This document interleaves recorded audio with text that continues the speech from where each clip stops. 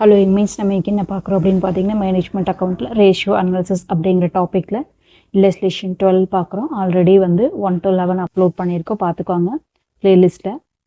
From the following details of the trader you are required to calculate the stock turnover ratio. Stock turnover ratio கேட்டிருக்காங்க.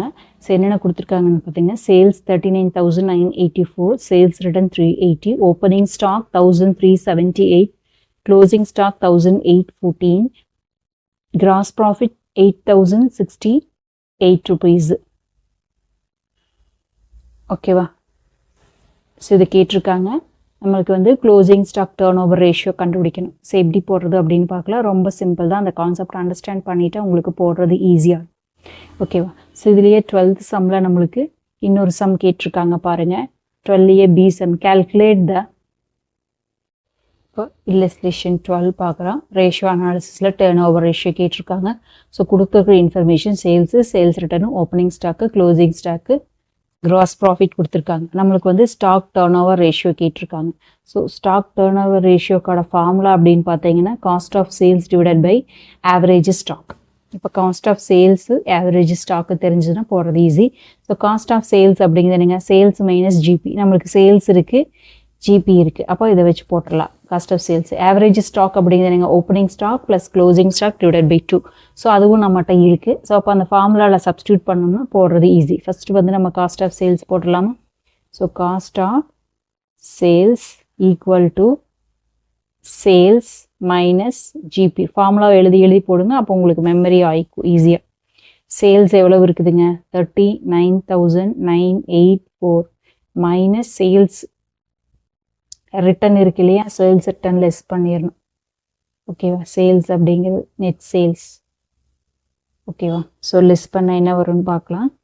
39,984 minus 380, அப்போது 39,604 minus GB எவ்வளோங்க, 8068 minus 8068 இப்போ எவ்வளோ வருது அப்படின்னு பார்த்தீங்கன்னா 31,536. இப்போ நம்மளுக்கு காஸ்ட் ஆஃப் சேல்ஸ் தெரிஞ்சிருச்சா?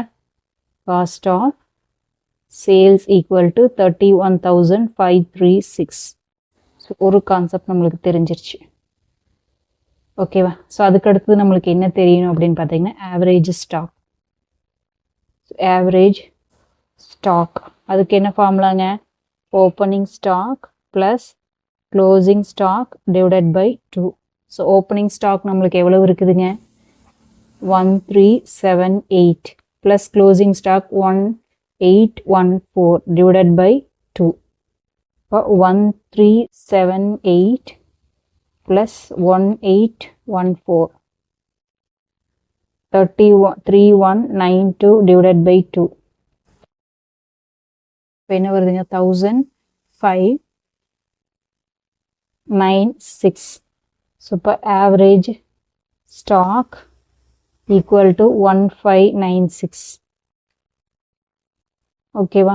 ஸோ இப்போ ஃபார்முலாவில் சப்ஸ்டியூட் பண்ணிடலாமா? Stock turnover ratio equal to என்னங்க, cost of sales divided by average stock. இப்போ ஃபார்முலாவில் சப்ஸ்டியூட் பண்ணிடலாம். ஆவரேஜ் ஸ்டாக் எவ்வளோங்க, காஸ்ட் ஆஃப் சேல்ஸ் வந்து 31,536 divided by average stock வந்து 1,596. 31,536 divided by 1,596.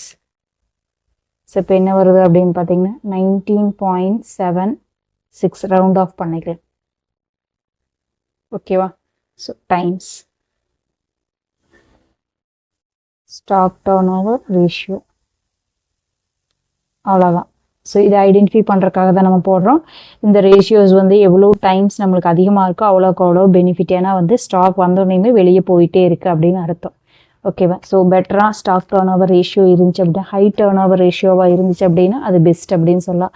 அதாவது ஸ்டாக்கே இல்லாமல் டக்குன்னு மூவ் ஆகிட்டே இருக்கிறப்ப சேல்ஸ் நல்லா இருக்குது அப்படிங்கிறத ஐடென்டிஃபை பண்ணிக்கலாம்.